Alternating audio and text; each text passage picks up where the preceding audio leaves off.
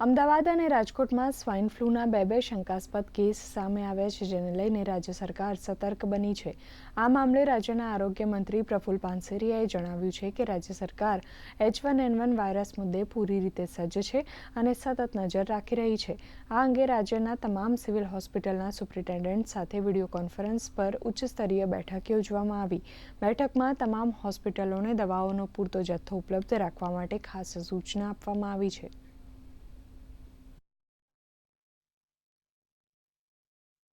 H1N1 swine flu જ્યારે